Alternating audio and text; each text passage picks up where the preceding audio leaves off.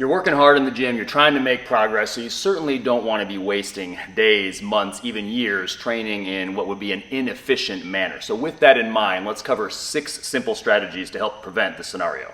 They're not shortcuts, they're just overlooked fundamentals that a lot of people are unaware of. Number 5 is probably the most surprising for a lot of people, and we'll cover a bonus tip at the end.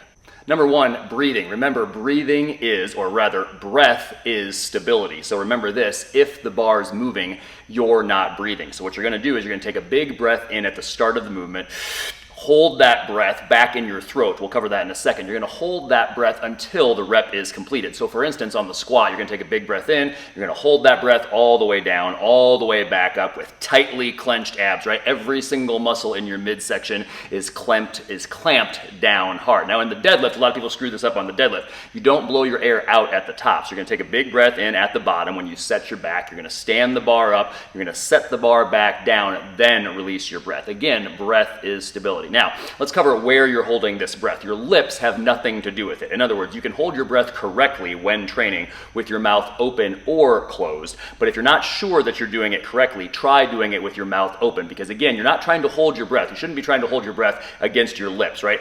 You're not supposed to look like a blowfish or something like that. Your lips have nothing to do with it. So to check and see whether you're holding it in the back of your throat against what we call a closed glottis, simply say the word hic and hold the CK sound at the end. Hic!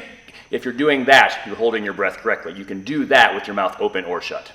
Number 2, lifting shoes. We want efficient force transfer between us and the surface that we're on. So with that in mind, don't wear squishy shoes, don't wear running shoes, don't wear basketball shoes, don't wear Chucks. Just get yourself a nice pair of lifting shoes. The most important feature of a pair of lifting shoes is the rigid, non-compressible sole. After you've trained in them for a while, if you go back and lift in your running shoes or something like that, you're gonna be amazed at the difference. You're gonna be amazed at the sensation of, wow, this is like lifting on a pillow by comparison. Lifting on a pillow is not real productive. Get yourself some lifting shoes.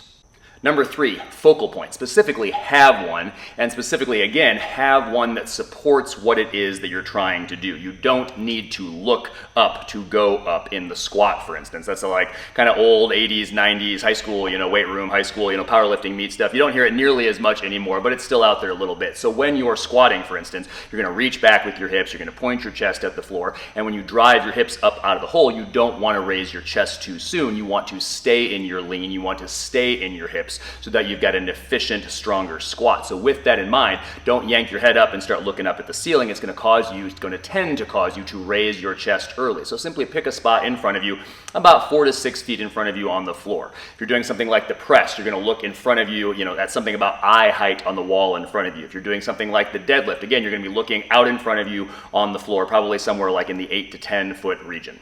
Number 4, get a lifting belt. Get a quality leather lifting belt. We'll link to some options below. They're certainly not the only options out there, but a lifting belt is a real useful tool. It's not a crutch, but it is a useful training tool, and it will become pretty useful to you probably within the first month or so of your training, if you're training seriously, if you're training on a consistent basis. It gives you something to brace against, and it gives you great proprioceptive feedback for whether or not you are bracing, whether or not you are getting tight correctly. You can brace harder when you've got something to brace against. So it's not that you're using your muscles of your trunk, of your midsection less, you can actually use them more effectively.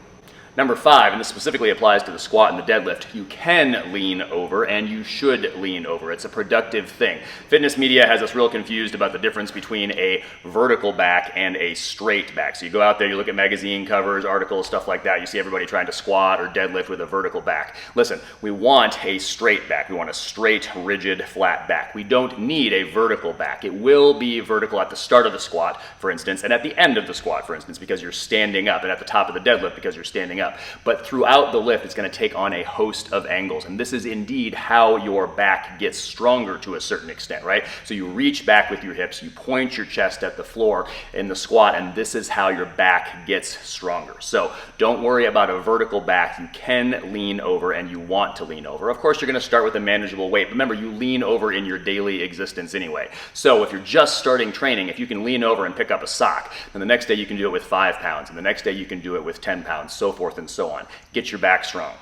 Lastly, number 6, before the bonus that is, make sure you're using chalk. If you're training at a place that doesn't have chalk, then either find a different gym or bring your own chalk. Bring your own chalk is a perfectly acceptable solution. If they won't allow chalk, then again, probably find a different gym. But you can also bring in something like liquid chalk. We'll link to that below. It's kind of like hand sanitizer mixed in with chalk, so it doesn't leave chalk everywhere. But chalk is real useful for friction between you and the bar. Again, it's all about force transfer. So we use chalk for the same reason that rock climbers, that gymnasts use it. We want a firm connection to the bar. With that in mind, here's the bonus tip.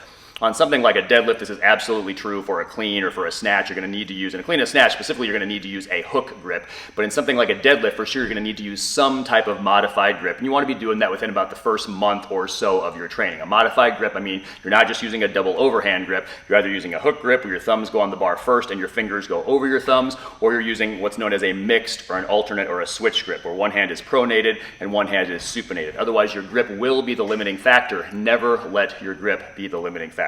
As always, we hope this helps you get stronger and live better.